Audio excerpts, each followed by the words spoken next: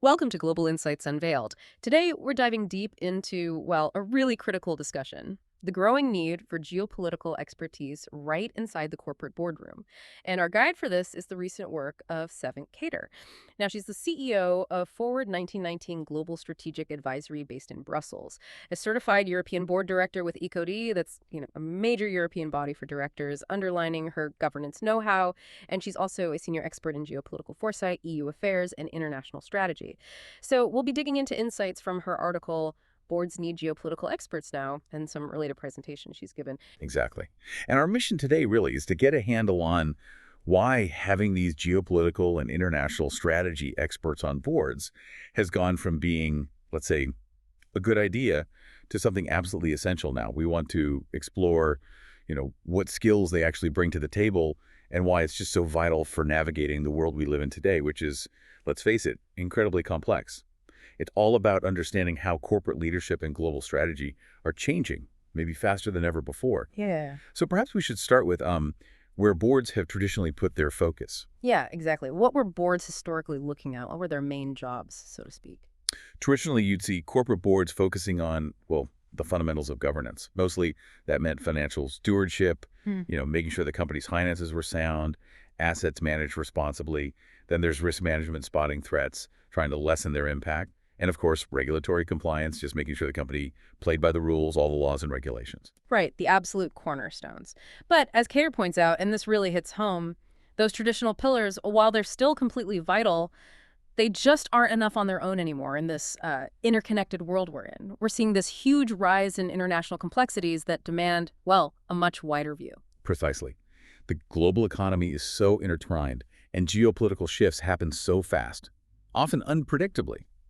It means events happening, thousands of miles away can suddenly hit businesses hard, big or small. Mhm. This really pushes for an evolution, a need for deeper strategic knowledge about geopolitics and global strategy right at the top on the board itself. So it's not just a nice to have anymore, this geopolitical skill. Cater actually calls it a strategic imperative. Yeah. It's really pushing this, what's changed so much globally. Well, there's several things feeding into this. One big one, very visible, is how international events directly hit global markets. You see markets jump or fall instantly on geopolitical news. Governments change policies because of international pressures. I mean, think about it. A sudden trade dispute between major powers that can rewrite tariff rules overnight, change supply chain costs dramatically. Absolutely. And Cater points to examples we're seeing right now. Trade disputes, yes, but also energy supply disruptions, more regulatory crackdowns across borders. Definitely seen a lot of that. And sadly, conflicts like the war in Europe. These aren't just abstract ideas anymore. They're core to the strategic oversight boards need to provide. Exactly. And underlining this, there was the 2024 IES Insight Report. It specifically noted this growing demand for boards to actively bring geopolitical knowledge into their strategic planning, not just react afterwards. It's really about needing strategic foresight now, because, political moves in places like Washington or Beijing can ripple out almost immediately, affecting investment climates, supply chains, regulations everywhere. It really highlights that shift, doesn't it? From just coping with disruptions after they happen to trying to actually see them coming, getting ready. And the dangers of not having that geopolitical viewpoint at the board level, they can be pretty serious. Oh, definitely. Cater really stresses the risks companies run without solid geopolitical risk assessment. We've seen plenty of examples, haven't we? Companies struggling with sanctions, facing the threat of assets being seized in certain countries, or going through those incredibly difficult, costly attempts to exit markets like Russia. These aren't just theories. They're real-world problems that have hit businesses hard financially and reputationally. And then you've got the whole US-China dynamic, which is just reshaping so much. Technology transfer, where companies decide to build things, even how capital flows, it's fundamentally changing the game.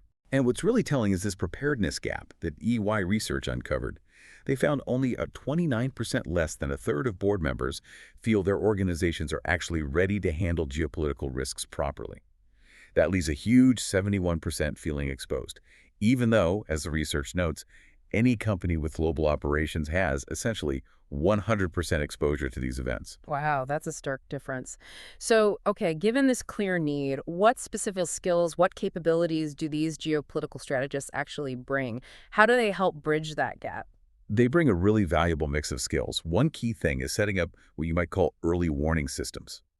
These experts are good at spotting the early, maybe subtle signs of trouble brewing before it blows up into a crisis. They can sift through all the news, filter the noise, and turn it into actionable insights for the company's strategy. Hmm. For instance, Cater's work talks about not just tracking tariffs, but understanding the politics behind them, the potential for things to escalate, maybe non-tariff barriers, boycotts, things harder to spot. That makes sense, getting below the surface, seeing patterns others might miss. What else do they bring? Another vital capability is scenario planning, helping boards think through different possible futures. What if this election goes this way? What if that conflict escalates? What if new sanctions come in? This lets companies prepare contingencies. Cater's approach might involve, say, mapping out scenarios based on different election outcomes in a key trading partner, and what that means for market access or supply chains. So it's not just about today, but preparing for a range of possible tomorrows and their impacts. Exactly right. And they also offer crucial cross-border insight. They understand how a regulatory decision in one place can ripple out and affect operations everywhere else. They can also often anticipate political risks or shifts in developing nations, helping companies be proactive, not just reactive. And it isn't all just about the bottom line and risk, is it? Cater mentions ethical dimensions too. Yes, and that's becoming increasingly critical. A geopolitical strategist on the board can really help the organization navigate tricky international dilemmas ethically. Companies face more and more scrutiny from everyone's stakeholders, the public, about how they operate globally, especially in complex regions. It sounds like this need is becoming so obvious that some big players are already making moves. They are. Cater points to JP Morgan Chase as an example. They've actually set up an independent geopolitical advisory division. Its whole job is to provide real-time analysis of global events straight to the top brass CEOs, board members. That really shows a shift in how leading companies are prioritizing and embedding this kind of expertise. Okay, so for companies realizing they need this, how do they actually embed it into their governance? It's got to be more than just, bringing in a guest speaker now and then, right? Absolutely correct. Just getting occasional outside advice probably won't cut it for the deep integration needed. Cater lays out a few key ways to really embed this awareness. One fundamental step: appoint people with genuine international expertise, geopolitics, international affairs, global strategy directly onto the board itself. Having that voice right there in the main decision-making group is invaluable. That seems crucial, doesn't it? Having that direct, continuous input right at the top. What else does Cater suggest? Another strong suggestion, and one the World Economic Forum has also pushed, is creating dedicated geopolitical committees at the board level. Or at the very least, specifically assigning existing directors to oversee international risks directly and explicitly. This makes sure these critical issues get focused attention, that they don't just get lost in broader reports. Right, that dedicated focus seems key to giving these issues the weight they deserve. Definitely. Also, bringing in external consultants or policy advisors who understand both the specific industry and the wider global picture. That's another good approach. And then there's making regular briefings on geopolitics standard practice, building scenario planning into the board's routine. Finally, Cater really stresses adding international events and risks explicitly to the company's risk register, its official list of potential problems, and making sure geopolitical analysis is consistently part of investment decisions and regular strategy reviews. It sounds like quite a fundamental shift in how boards need to operate in today's world. So what's the ultimate benefit for companies that really get this right, that integrate this geopolitical savvy? What's the competitive edge? Well, the advantages are pretty significant, and they cover a few areas. Fundamentally, it helps companies minimize risks, avoid those costly mistakes that come from geopolitical blind spots. But it's not just offensive. It also helps them spot and strategically jump on new market opportunities that others without that geopolitical lens might miss.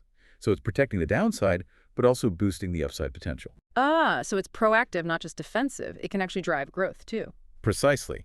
Companies that get geopolitics are usually much quicker and better at responding to market swings, often driven by world events. They tend to be better at complex, cross-cultural negotiations, which is vital today, and they can build more sustainable, more resilient operations for the long haul. It really sounds like moving from just reacting when things happen to a much more deliberate, forward-looking, intentional way of dealing with the messy reality of our kind of fragmented, multipolar world. That's it, exactly. Basically, embedding this strategic international expertise at the board level isn't just about survival in rough seas. It's about giving the company the foresight and direction to actually steer towards leadership and lasting success, even when markets are constantly being disrupted. So wrapping this up, our deep dive into Seven Cater's insights really highlights a major evolution in what corporate leadership demands today. Yes, I think the main takeaway is pretty clear. In this interconnected, often volatile world, geopolitical expertise isn't some optional extra for boards anymore. It's truly become a fundamental need for good governance and smart strategic choices. Cater's work really drives home that boards must adapt, integrate this thinking, not just to protect against risks, but also to actually find and grab the opportunities that always emerge in complex times. It certainly leaves you with a lot to think about regarding the future of global business and leadership. What are the potential blind spots, the hidden dangers for organizations that don't prioritize this geopolitical intelligence? And maybe even how could the widespread adoption of this kind of expertise start to reshape corporate strategy and global markets themselves? Some pretty big questions to ponder.